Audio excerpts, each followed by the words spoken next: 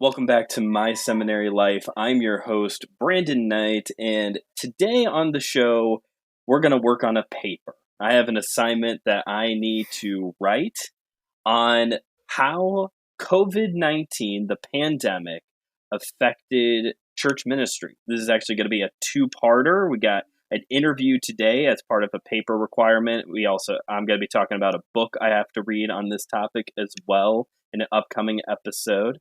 But I need to talk to a pastor about their experience with the pandemic and what they learned about ministry from it. And to do that, I have brought back our good friend, Pastor Will Rose. Pastor Will, welcome back to the show. Yeah, thanks for having me. Yeah, I appreciate it. Yep, we had fun last time and we got a good chemistry, and a lot of these topics and things you're discussing is on the forefront of my mind as well. So glad to help and share my hot takes. Ooh, hot take. That's even better. Lukewarm. The Lukewarm. Book of Revelation, Luke Revelation. The Book of Revelation would not be very happy with me. It would probably. No, I'm just kidding. No. For those of you who missed it, Will was on the show back in October to help with a different paper. It was Leadership 101, and we talked about pastoral leadership, a couple different qualities that pastors need to have, that churches look for when it comes to leadership. I had to ask you like 8 questions. It was a long episode. We talked about a lot of different things. Right. This time I've got one question for you. So we'll see how long this episode goes. But Right. one question for you, and it's this.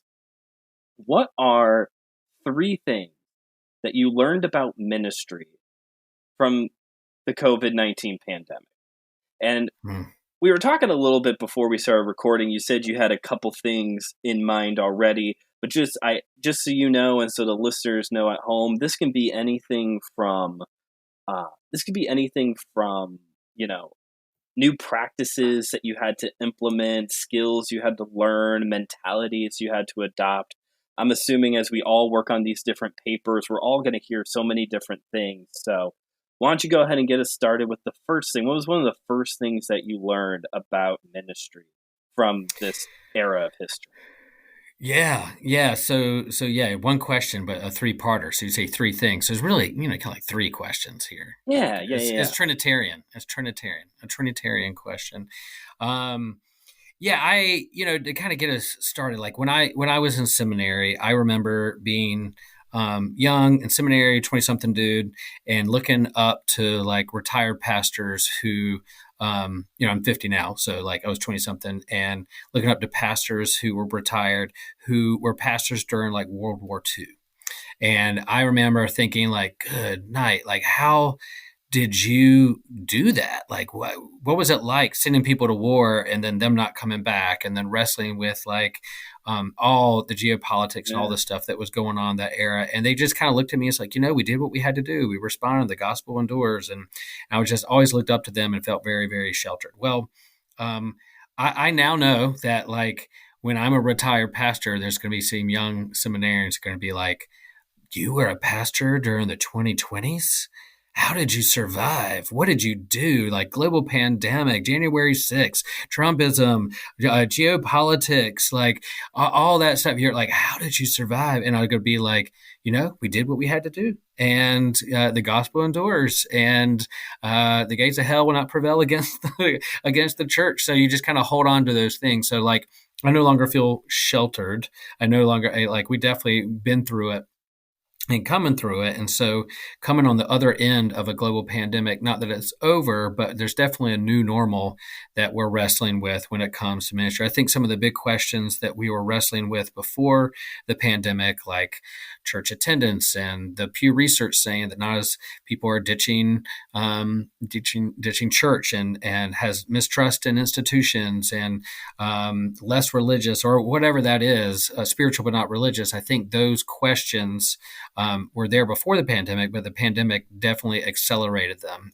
and brought them to the forefront of our mind. And so they're there. So first thing that comes to mind when I think about like what I learned from COVID tide is that not that this isn't something I learned for the first time, but I was reminded and relearned that the church isn't a building.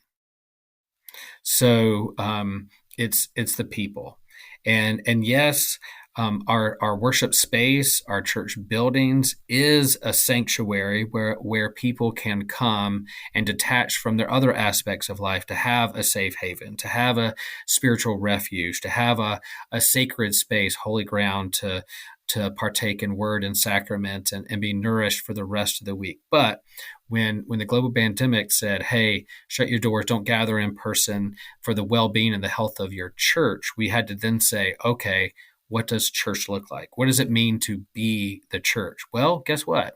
If our building burned down tomorrow, God forbid, if we lost everything, we would still be the church. We'd still be a community, be a people that could gather in our homes or digitally or however in a coffee shop or a brewery or wherever, that we are still the church. And so we found different ways to connect.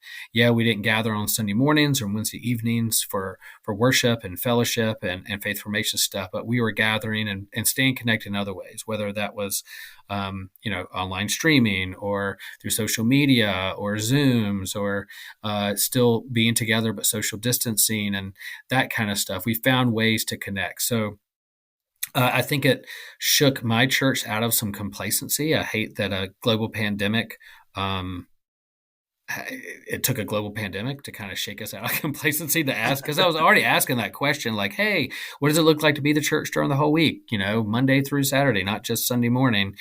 We were still like challenging our members to think that way uh, um, and to reflect on that. But man, the global pandemic like really brought that to the front. We never shut down as a church. We continued being the church. We continued to be in Holy Trinity Lutheran Church. We just had to do it differently and realize that we it's not necessarily the building itself, but the people out in the world.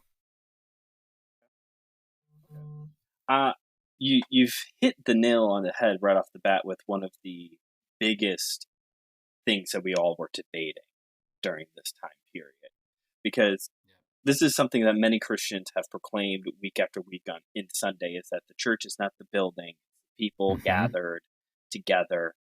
But for some reason during COVID, there was this interesting shift where, well, yeah, it's not the building, it is the people, but we have to be in our building. There was this, there were Mm-hmm. groups of Mm-hmm. Christians who were still very much like, but we have to be in the building. We can't be told not to be in the building. But I think you've really hit like I said, I think you hit the nail here of just like, we're not a church. We are still a church. It looks different now. We heard this phrase, the new normal, way Mm-hmm. too often. And that's just how it was for this period of time. We're back together now, mostly. You said it earlier, like we always talk about the pandemic like it's over. It is still here. It's just not Mm-hmm. 2020 anymore. It seems like we've made the pandemic the year of 2020, which was a headache in of itself. Um, Yeah, it's but an yeah. endemic, like it's with us, it's traveling with us, and will always be with us. That type of virus. But it's like, how dare the government or science or whatever shut down the church? It's like we were never shut down. We were thinking through how to take care of our neighbor, how to. None of us have experienced this kind of thing before. We were learning on the fly, learning how to build the airplane as it was flying, like all of Right. those kinds of analogies that like, all right, we got to figure this out, watch science unfold in real time. And yeah, it was one of those things like, yeah, we preach all the time. It's not the middle, but I think it also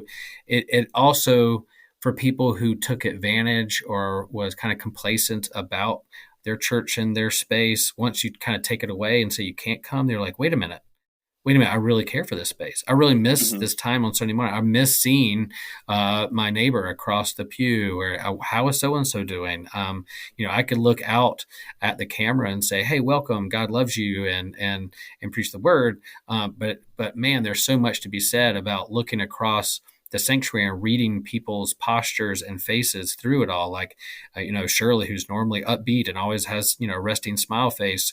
If there's a Sunday where she looks down and she's like shrugging and looks sad, I can pick that out and I can go up to her and go, Shirley, how's it going? What's happening? I can tell something's off, and they can be honest with me. So I couldn't read the room to the people who were watching me. So there is something great about, broadcasting, extending your reach. We'll talk about that in a minute, Yeah. about your ministry, but also like being with people face to face that you can read their body language. And so that was taken away. And it was like, man, I didn't realize how important that was to how I preach, when I preach, and taking care of my flock. So the first one up, the church is not a building, it's the people gathered. And the Hmm. people had to scatter a bit in order to make it work during Yeah. 2020. What Hmm. was the second thing that you learned during the pandemic? That we adapt when we have to. Okay. The old joke is, how many Lutherans does it take to change a light bulb? And then the Lutherans say, change. Um, so we're change is hard for us people, us Hmm. Lutherans, and even before the pandemic, we are extending kind of our technology and getting into podcasts and our social media, and it come up over and over again. Hey, should we do a live stream? Should we videotape? Should we get a YouTube channel? Mm. And every week we were kind of like, well, we'll do it next week. I'm really busy this week. I'll do it next week. Don't have time right now. We don't have the resources right now. I don't want to learn something new. Ask me again when Lent's over. Ask me again when Easter's over. Christmas is too busy. Ask me again at the beginning of the new year. Well, the pandemic hit, and they were like, well, now no procrastinating anymore. Time to get down to it and learn. And so, boy, I haven't watched it in a while, but I should go back and watch that first YouTube video of me like standing there like Ricky Bobby, like, I don't know what to do with my hands. I'm sure that's what it looked like. I'm sure I had no idea what I was doing, but I'm also not afraid to be a ham in front of a camera or microphone, and so part of it was thrilling, learning something new. What are we doing? And so we adapted, and all the churches said, no, we can never do that. That doesn't seem like what's in our wheelhouse. Boy, there are a lot of churches doing it. Whether you're Facebook Hmm. living, or whether you're YouTube, or whether you're pre-recording it and broadcasting it later on, all churches found a way that met their needs of their people and what their staff could do. But we adapted. And we made it work, and we learned as we went, and not that it was all easy, but we learned and grew and were forced to, and in the long run, it extended our reach. I think. Hmm. I definitely still have in this new normal members, seasoned members, older members who look around our sanctuary and are like, "Where is everybody?" It seems there's not as many people in the room, and I'm like, "You're right," but I want you. Look at here. Look at my phone. There's 25 people online right now with their devices watching our service. And by the end of the week, we have over 100 views. And we have over 400 subscribers on YouTube. And so with the people that are in the room and the people that watch during the week, there are more people engaged in our congregation than ever before. Social media uses that kind of, you get a note back from Facebook that says, you have so and so, 300 engagements this week. And so what are they Oh, saying? yeah, yeah. Like scrolling past or clicking on a picture or commenting. I'm starting to use that language within our church. How many people are engaged in our community throughout the week? And so whether it's through social media, whether it's our weekly emails, whether it's our YouTube channel and those in attendance for Bible study and worship. There's more people engaged now in our congregation than ever before, and I think that's because the pandemic forced us to expand our reach. And so, yeah, like you text me a picture of like your son watching the children's message. Yeah, That would have yeah. never happened if it hadn't been for the pandemic. I have a member who moved out to Arizona and haven't found a church yet, was able to um, uh, worship with us on Christmas Eve, and it brought her like, there's my home, coming home for Christmas, and I can't get there on Christmas Eve because I'm not in Chapel Hill, but they felt at home and at peace. And of course, I encourage her to find a church community that they can bed in there in Arizona. But in the meantime, you can do both. You can plug into what we're up to and find out what we're doing and do that kind of thing. So yeah, the part two, we adapt when we have to, and I hate that a global pandemic is what took us to realize that, but it expanded us, help us think things in a different way. It is amazing how slow we are to be flexible and to change until we're backed into a corner. because Yeah. there really Hmm. wasn't much else. If people can't come in, you got to do something. And it was fun early on. Early on, I mean, it stopped being fun by week 2 of being locked in the house. But early on, it was fun to just see like how all these different churches. That was like, everybody was sharing their service on Facebook, Hmm. YouTube Hmm. links, whatever, and you could just see how everybody was doing it. And I'm sure everybody has cringy first videos like Oh you're boy. talking about. Hmm. But yeah, and now this has become this digital media ministry. It's become a part of a church's most churches' normal ministry now of at least live streaming or recording the audio and putting it on as a podcast or something. It's interesting. Yeah, yeah. We had a grad student. I'm on the at the doorstep of University of North Carolina, and so we had a grad student who was from Germany who was watching us online before she even came to school at UNC to kind of check us out and Oh, watching us from Germany. And then when she arrived, or before she arrived, she reached out on Instagram and said, "Hey, I'm coming your way. I've been watching you on YouTube. I'd love to meet you when I get to town." And I was like, "Awesome!" And so she came. So man, it is one of those things you never know who's watching. It's a little humbling. And I mean, church has been telebroadcasting and doing stuff a long time. Lutheran's a little behind the game, but just the fact that like this person was like knew they were coming this way and wanted to check us out first and see what we were doing, what we're up to, and what the vibe was like, that helped break the ice for when she got here. And now she's kind of a part of the congregation and part of our student ministry. and that speaks to the importance of having a digital presence in general. We're Hmm. kind of past the time of just having a website because even now, with even younger generations, younger than me now, they might not even look for the website. They'll go to Facebook or Instagram to see, or Hmm. go on YouTube to see what the church has to offer and get a vibe from that rather than Googling it. Yep. Yep. All right, so we change when we have to, or how did you phrase it? How did you phrase that? We adapt when we have to. We adapt. We adapt when we have to. The church is not the building. What is the third lesson that you got Okay. from COVID? We need to continue to listen to, pay attention, and be in conversation with mainstream science. Okay, tell us more. Yeah. So, one of the, and again, my context is I'm on the doorstep of University of North Carolina, and within my own congregation, professors, scientists, doctors, nurses, students who are going medical school, epidemiologists, evolutionary biologists, particle physicists, like they're in my congregation, and so Wow.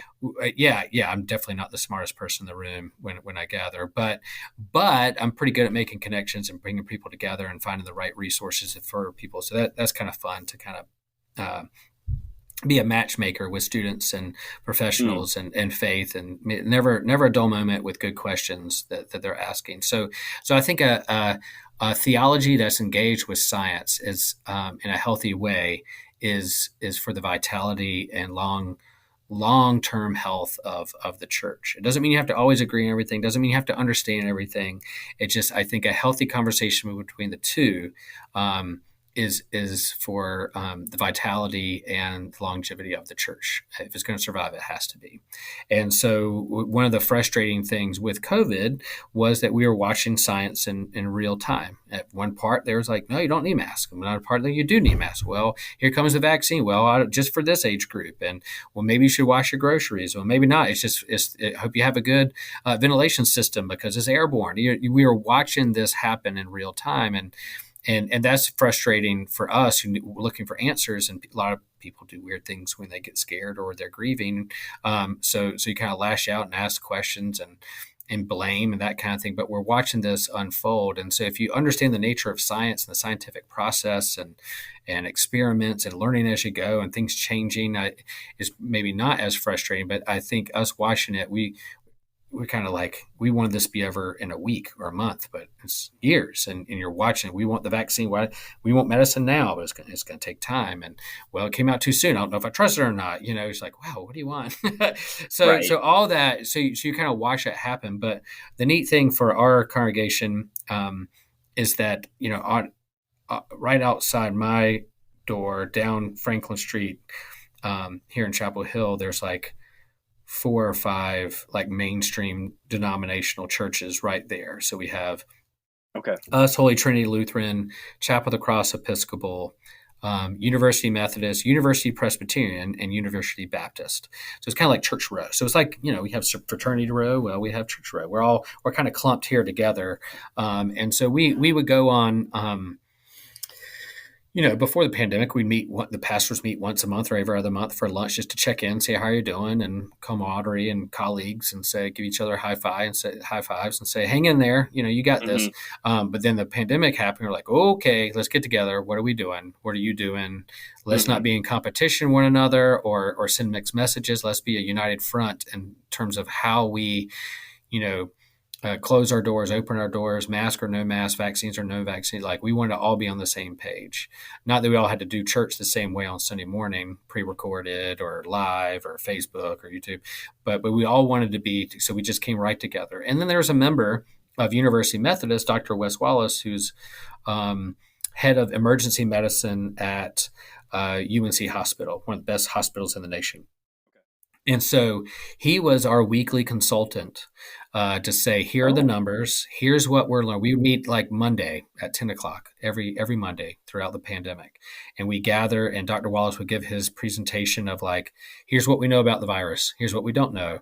Here's how many people are okay. dying. Here's what's happened in the emergency rooms and hospitals. Wow. Here's what we're learning. And so, he's like, look, and the biggest thing about pandemic is, one, it was a new virus that we didn't know what it was going to do. For some people, it's killing them. Some people, it felt like just a mild cold. We get that, but the other aspect was like, if your emergency rooms are full because of this virus, and then I have a compound fracture in my leg, and they can't see me in the ER because it's filled up, then what are we going to do next?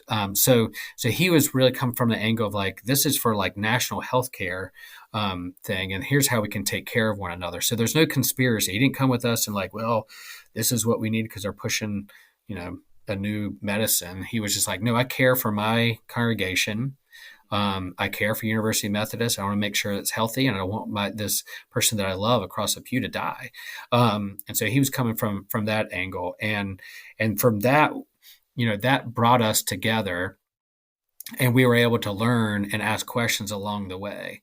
And it didn't mean that we were like, well, ask hard questions or have doubts or do things differently, but at least we were sitting at the table with him to ask questions. And if he didn't know the answer, he would go and find it for us and come Awesome. back. So we were listening to mainstream science and trying to learn along with them and figure that thing out. So I think, this probably isn't the last time a major virus is going to run through. It's the last time we're going to bump up against, global crisis or climate change or not understanding new discovery in particle physics or the James Webb telescope and looking at the universe, the vastness of the universe. So I think being in conversation with these scientists and who are on the forefront of discovering, the fabric of the universe and what our lives mean to each other, is important to pull up a chair and be good listeners.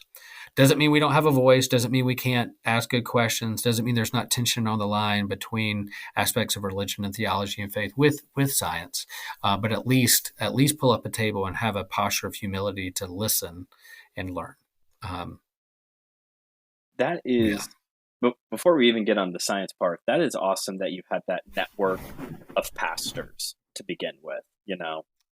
Oh my gosh, it was a godsend. Like, I know there are colleagues of mine who were in, places in North Carolina where it's more rural Hmm. and you don't have your colleagues as close and and we could easily the churches on Franklin Street, we could all, and not to say it hasn't at time, we could easily kind of look each other and size each other up and be in competition. How many people you got? What's your budget like? Did you make budget? I didn't make budget. How come you have more students than I do? What are you doing to attract newcomer? I mean, Hmm. that's all there, but I think at that moment we all respect each other and want to take care of each other. And I don't know what I would have done without that group.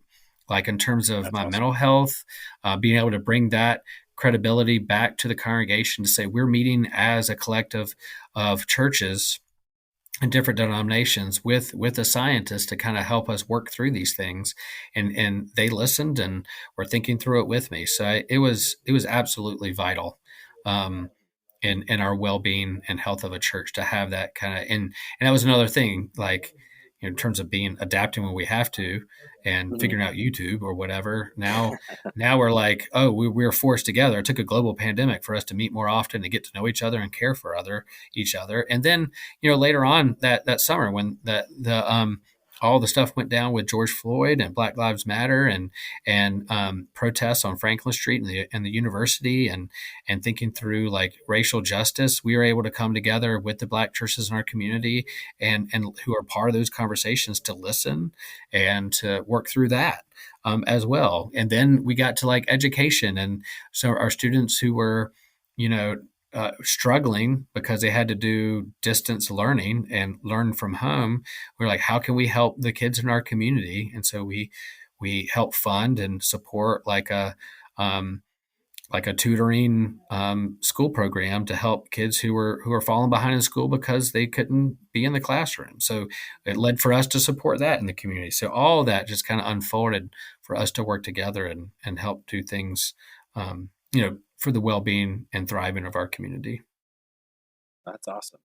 So on the keeping an ear to the ground to changes in mainstream science. Not everyone's going to have someone from a renowned Exactly. Hmm. hospital in their Hmm. congregation. Right. And in some contexts, there is skepticism with what's being said on mainstream media, mainstream news outlets. So Hmm. maybe for the average person who hears that and it's like, yeah, that makes sense. I should know what's going on in the science world. Do you have any recommendations that could be helpful to someone to have that, get a little bit of that in their life without, feeling like, well, is this going to be biased or slanted or, do you have any Sure. recommendations on that? Yeah, I think, and I've, we've done a lot of work in the area of faith and science and conversation around that. And often people say, well, like, well, yeah, Will, you're right there near Chapel Hill and Duke, and so of course, what if I don't have a particle physicist in my Sure. congregation? What do I do? Well, you may have a biology chemistry teacher. You Okay. might have like a middle school chemistry teacher. You might have a nurse. You might have a doctor. You might have an ophthalmologist. There might be someone in your congregation that you would think is like, yeah, they don't work at CERN, but they may work as a nurse or a midwife or a a high school biology teacher. Hmm. And so get in conversation with them, what they're doing in their research and how they see the world and their framework, and then yeah, there's so many good resources. I mean, I think, yeah, I mean, cutting through media and sources and googling an article and reading the first thing you think of. But I think, ask people you trust who they trust in terms of when it comes to sciences and in like healthy theology that's engaged with science. There's so many good books, and I think people of faith, and the stereotype is like their science and religion just don't meet because they're just polar opposites. But there's so many good like scientists who are people of faith who've written great books about whatever, whether it's cosmology or evolution or whatever that I think have found very very helpful. So yeah, I would start small, look into your congregation, and see what resources you have first, and then ask colleagues and then go to your church structure, like perhaps your bishop or your deacon or your president of whatever, and say like, yeah, I'm looking for some resources to help guide us in this. I was also very thankful with our I'm part of the Evangelical Lutheran Church in America. We have a national church that's headquarters in Chicago, and then we're part of the North Carolina Synod, SYNOD, which is what we call so we have a bishop of our synod, and the bishop and the bishop staff would also put out for churches that didn't have the network I did would put out um, like I don't know, kind of policies and thinking through and resources about masks and vaccines to help articulate what they were trying to stay on top of things and on the latest trends um, and kind of like what was happening, breaking news with that, so they could help relay that back to congregations that maybe weren't necessarily like right in the heart or near like a major hospital or whatever. That's awesome. So there's options. There's ways you Mm-hmm. might have to network a little bit, but there's Yeah. ways to find the scientific information out there. Mm-hmm. Because, Mm-hmm. like you said, this may not be the last time we have to deal Yeah. with Yeah. I guarantee a you there's going to major be outbreak or some of kind of some type. outbreak or mutation or something. We'll finally get the zombies eventually. Oh man, are you watching The Last of Us on HBO? I am not, but I have heard a lot of buzz about it. Is it good? Oof, it's good. If you like the zombie genre, it's a different take on it. Think of Okay. mutated funguses that take over somebody's brain and Oh, bodies. Yeah, that is yeah. different. Okay. Oh boy. Oh boy. Next time I get HBO, I'll have to keep that in mind. Yeah, I think it was a video game like 10 years ago. I had no idea. I was like, this was a Oh, video game? And then they've made it into a show. But yeah, yeah, I pretty didn't. pretty intense. But definitely post-apocalyptic dystopia, and you start talking about outbreaks, viruses, and what people would do. You're like, can't help it, like, oh, I just went through it. So I last pop culture reference. Okay, that might be a lie. Who knows with us? But yeah, yeah, yeah, we were yeah. That's watching The right. Simpsons recently. I've been watching through The Simpsons on Disney Plus from start Ah, to nice. present, Ah, and so good. and I'm up to season 25 or something. And there was an episode they went on a cruise, a family vacation cruise, and Bart was having such a good time he never wanted it to end. So he faked a pandemic, a worldwide virus pandemic, and all the cruise liners had to stay at sea until further notice. Claire and I are looking at each other like, "Oh my gosh, this did not age well." Ah, my gosh. I need to find the episode and watch it. That's pretty good. Bart on a cruise. Um, yeah, I guess The Simpsons, that has that legacy of like being able to foretell and call things in the future. That there's somebody who's been time traveling on the writer staff that know that. Yeah, my favorite, like I just remember this from The Simpsons, is there's one Halloween special when like Lisa creates like life in like a petri dish, and she watches them evolve underneath the microscope. And at one point the little people are like, you see like this guy walk up to a church nailing something on the door, and she's like, oh Yes. no, I created Lutherans. And then it just pans out. It's like, oh, look at Lutherans making mainstream pop culture references. I remember that one now. I can remember Yeah, the little hammer. yeah, Yeah. yeah. Oh no, I created Lutherans. So getting back to COVID now. So three things that you have learned. You were reminded that the church is not the building, the church is the people. You Hmm. learned that we are forced to adapt when we need to. Hmm. Sometimes when we're open to adapting, this has a snowball effect of how you can minister in other ways in the future and reach out to other people.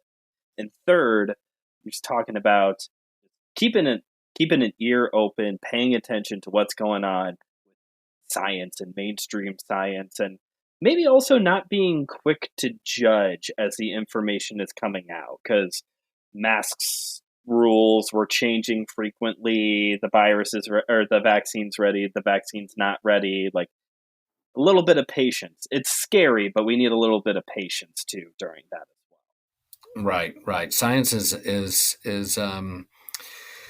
it's a long process, and so watching it happen in real time can be frustrating, especially if you're like ready to get back to work or worried that your church isn't going to survive, or you're scared that so and so, a loved one, could be infected or die or in the hospital. It's hard. It's hard to be patient in those times, but there's definitely some good people out there that don't listen to the conspiracy theories.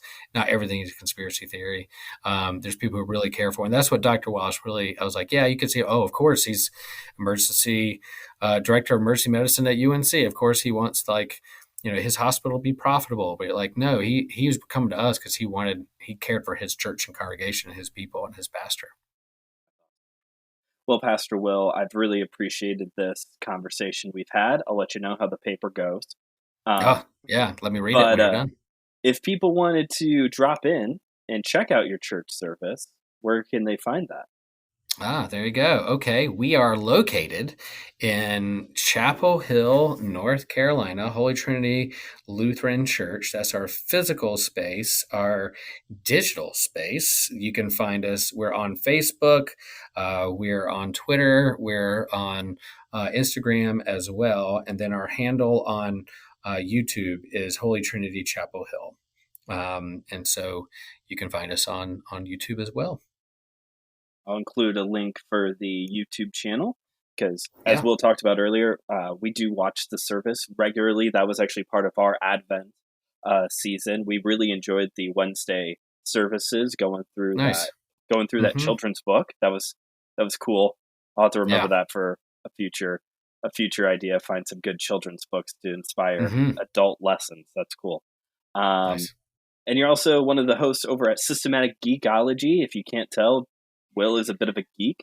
So, Yeah, I find a way to work that in. I'll talk about right. geek stuff. Yeah, my congregation knows that too. You'll probably hear some pop culture references and sermons too. Oh, yeah. There was one you did, I don't even know, a couple months ago, I think. And you were like, who's this? And it was a picture of Aquaman. And then you Yeah, lifted up a picture. It was like the very traditional, like Super Friends Aquaman. And then you yeah, had a picture of Jason Momoa, and you're like, who's this? Also Aquaman. I was like, he did that. I It was like to did, get to John the Baptist. and then I get to John the Baptist because that's what happened. Like a little, I showed a picture of John the Baptist. It's right when the first Aquaman movie came out. I showed a picture of John the Baptist in my action Bible to kind of talk about John the Baptist. And the kid, I was like, "Who is this?" Expecting them to say Jesus because it's from the Bible and it's to do with a beard and long hair. And one of the kids was like, "That's Aquaman," and I was like, "No, it's not Aquaman." No, you're right. Mm-hmm. It is Aquaman. John the Baptist is the original Aquaman. Hung out by We the had fun with water. I that. mean, I'll never forget that as long as I live. And then I had to bring that back up this past year. that's awesome. So yeah, we'll include links for those in the description of this episode. You can also find links for the MSL website and shop if you want to pick up any stuff from the shop as well. You can also contact the show at email seminarylife@gmail.com, email seminarylife@gmail.com. Thank you again for coming here, helping me out with this assignment, Will. And thank you all for listening. And remember, theology is for everyone, so keep on